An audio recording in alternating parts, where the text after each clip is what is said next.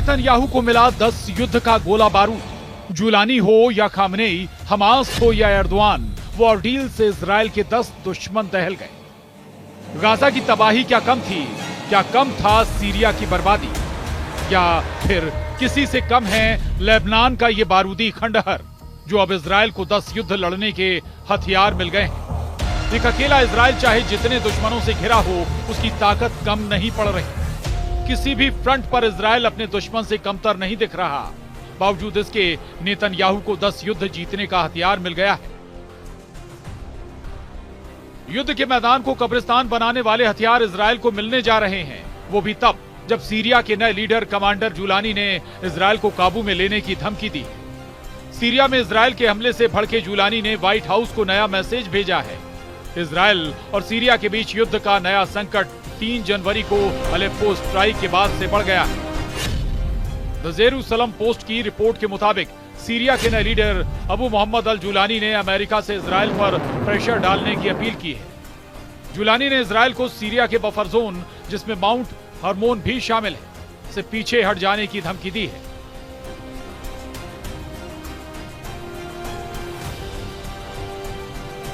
और इस बीच ईरान के विदेश मंत्री अब्बास अरागची का भी बयान सामने आया है। उनका कहना है, हम इजराइल के अगले हमले के लिए पूरी तरह से तैयार हैं।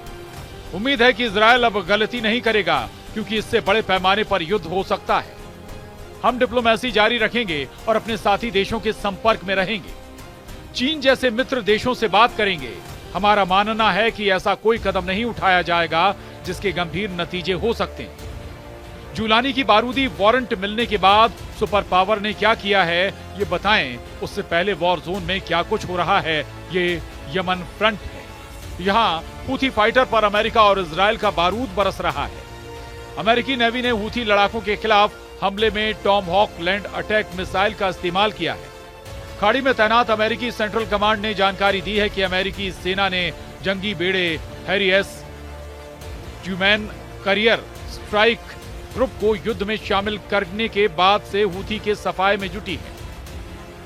जंगी बेड़े के गाइडेड मिसाइल विध्वंसक लाल सागर में टॉमहॉक मिसाइलों से तहलका मचा रहे हैं। हूथी लड़ाकों पर दागी गई टॉमहॉक का ट्रेलर भी यूएस नेवी ने रिलीज किया है। टॉमहॉक मिसाइल लगभग 21 फीट लंबी और 1.5 टन वजनी होती है। लॉन्च होने के बाद जब टॉमहॉक हवा में होती है तो टर्बोजेट इंजन चालू हो जाता है और इसके पंख फैल जाते हैं, जिससे ये 800 किलोमीटर प्रति घंटे की रफ्तार तक पहुंच सकती है। टारगेट पर सटीक निशाना लगाने के लिए मिसाइल जीपीएस, टेरकॉम और डिजिटल सीन मैपिंग एरिया का इस्तेमाल करती है। टारगेट के करीब पहुंचने पर मिसाइल 100 फीट से कम की ऊंचाई पर आ जाती है। टॉमहॉक को जो चीज दूसरी मिसाइलों से अलग करती है, वो है इसका साइज, स्पीड और रेंज। स्कड जैसी बैलिस्टिक मिसाइलें तेज गति से अधिक दूरी तय कर सकती हैं, लेकिन उसके लिए बहुत बड़े लॉन्चिंग पैड और बहुत अधिक ईंधन की जरूरत होती है। जबकि टॉमहॉक छोटी है और दूसरी मिसाइलों की तुलना में कम ऊंचाई पर उड़ती है, जिससे उनका पता लगाना और रोकना बहुत मुश्किल है। इधर यमन से हूथी सेना के प्रवक्ता ने बताया कि हमने फिलिस्तीन 2 नाम की हाइपरसोनिक मिसाइल से जाफा, तेल अवीव पर हमला किया और इजराइल के बिजली स्टेशन को निशाना बनाया है। ईश्वर की कृपा से मिसाइल ने अपने लक्ष्य पर सटीक हमला किया। टॉमहॉक की अंधाधुन मार से हूथी फाइटर्स की हालत खस्ता हो चुकी है। 1600 किलोमीटर की रेंज तक दुश्मन को निशाना बनाने वाली टॉमहॉक मिसाइल से अमेरिका जहां हूथी के हौसले पस्त कर रहा है, वहीं इजराइल को इससे भी ज्यादा विध्वंसक हथियार सुपर पावर सौंपने जा रहा है। अमेरिका ने इजराइल के लिए $8 अरब के नए घातक हथियार देने का ऐलान किया है। प्रेसिडेंट जो बाइडेन की टीम ने अनौपचारिक रूप से अमेरिकी संसद को बता दिया है कि इजराइल को फाइटर जेट के बम से लेकर अटैक हेलीकॉप्टर तक देने जा रहा है। इस हथियार डील में तोप के गोले से लेकर फाइटर जेट के लिए हवा से हवा में मार करने वाली मिसाइलें तक शामिल हैं, ताकि इजराइल ड्रोन हमले जैसे खतरे से निपट सके। इजराइल इन दिनों हूथियों के ड्रोन और मिसाइल हमलों से जूझ रहा है।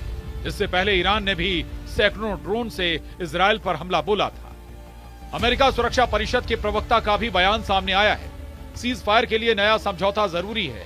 हम दोहा में एक और टीम भेजने के इजरायली फैसले का स्वागत करते हैं। राष्ट्रपति ने स्पष्ट कर दिया है कि उनकी राष्ट्रीय सुरक्षा टीम आखिर तक इसमें शामिल रहेगी। हम पूरी कोशिश करेंगे कि बंधकों को रिहा कराने के लिए सीज फायर हो। पश्चिमी मीडिया रिपोर्ट्स के मुताबिक प्रेसिडेंट जो बाइडेन पद से हटने से पहले इजरायल को 10 युद्ध लड़ने तक का हथियार देने तक का प्लान कर चुके हैं। इसकी वजह डोनाल्ड ट्रंप का इजरायल को लेकर सख्त लहजा है। 20 जनवरी के बाद अमेरिका में ट्रंप का राज शुरू हो जाएगा। ट्रंप इजरायल को सभी युद्ध से बचने की नसीहत देते रहे हैं।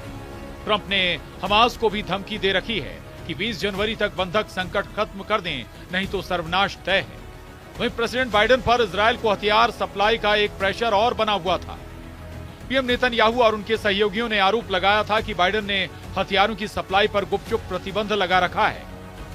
बाइडेन की पार्टी के कई नेता इजरायल को शर्तों के साथ हथियार देने की मांग करने लगे थे, जिसे बाद में प्रेसिडेंट बाइडेन ने अफवाह बताया और अब $8 अरब के हथियारों का ऑफर इजरायल को करके उन्होंने पूरी बाजी ही पलट कर रख दी है। अमेरिकी मीडिया के मुताबिक इजरायल को हथियारों की यह सप्लाई लंबे समय में की जाएगी।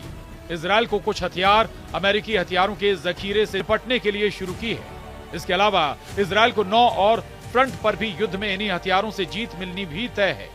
गाजा में इजरायल हमास से 7 अक्टूबर 2023 से युद्ध लड़ रहा है। लेबनान फ्रंट पर इजरायल का हिजबुल्लाह से युद्ध चल रहा है। यमन में हूथी फाइटर्स से इजरायल सीधी जंग लड़ रहा है।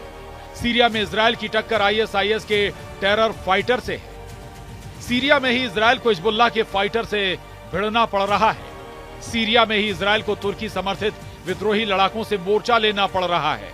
इराक में इजरायल की दुश्मनी शिया मिलिशिया से है, जो लगातार हमले करते रहते हैं। इराक में ईरान समर्थित टेरर ग्रुप इजरायल के खिलाफ मोर्चा खोलकर बैठे हैं। खाड़ी देशों में मिस्र में भी इजरायल के खिलाफ विद्रोही लड़ाकों की फौज तैयार है।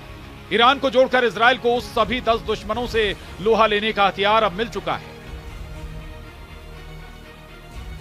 इजरायल के सेनाध्यक्ष हर्जी हरेवी का कहना है कि सीरिया में इस जगह पर बड़ी मात्रा में मिसाइलों का उत्पादन शुरू होना है, जिससे इजरायल की सुरक्षा खतरे में पड़ेगी। ये मिसाइलें कई जगह पहुंचेंगी जो हम नहीं होने देंगे। इजरायल के लिए फाइटर ग्रुप से युद्ध लड़ना और जीतना कोई बड़ी बात नहीं है। हूथी, हमास और हिजबुल्लाह जैसे ग्रुप से युद्ध और किसी देश की सेना से युद्ध का फर्क नेतन्याहू को अच्छी तरह पता है। सीरिया और यमन के हालात बता रहे हैं कि इजरायल को आगे तुर्की और ईरान से सीधे टकराना पड़ सकता है। खासकर सीरिया में तुर्की के राष्ट्रपति की दखलंदाजी बहुत बड़े युद्ध का सिग्नल दे रही है। तुर्की बफर जोन में इजरायल की सैन्य तैनाती से भड़का हुआ है। तुर्की ने जबल अल शेख पहाड़ से भी इजरायल को पीछे हटने की धमकी दी है। तुर्की के विदेश मंत्री सीरिया से सभी विदेशी ताकतों को भाग जाने का ओपन ऐलान कर चुके हैं, जबकि इजरायल साफ कर चुका है कि अपनी रक्षा के लिए वो सीरिया फ्रंट से पीछे नहीं हटने जा रहा। सीरिया के अलेप्पो में अमेरिकी सैन्य अड्डे की जानकारी आने के बाद से इजरायल का हौसला और भी बढ़ चुका है। उधर महाशक्तियों के टकराव में फंस चुके सीरिया के लीडर जुलानी अमेरिका से ही मदद की गुहार लगा रहा है। जुलानी ने अमेरिका से इजरायल को रोकने की अपील की है, जबकि सुपर पावर ने आर्म्स डील का ऐलान कर दिया। जाहिर है जुलानी की अपील बेमानी साबित होगी, यानी जुलानी की सुनवाई सिर्फ तुर्की के राष्ट्रपति के दरबार तक सिमट चुकी है। वहीं अर्दवान का सीरिया में सिर्फ एक ही मकसद है, मकसद कुर्द फोर्स का सफाया, जिसके लिए तुर्की ने सीरिया में सेना और हथियारों की भारी तैनाती कर रखी है। मगर अमेरिका के रहते तुर्की का यह प्लान भी कामयाब होता नहीं दिख रहा। कुर्द लड़ाके अमेरिका के सह सहयोगी हैं, जिन्होंने कई साल तक अमेरिका के लिए ISIS आतंकियों से लोहा लिया। टेरर आर्मी को सीरिया से मार भगाने वाले कुर्द लड़ाकों पर आंच भी आई तो अमेरिका किसी को सलामत नहीं रहने देगा। इजरायल को हर हाल में युद्ध जीतने का हथियार सौंपना सुपर पावर के इसी प्लान का हिस्सा भर है। Bureau report, news 18।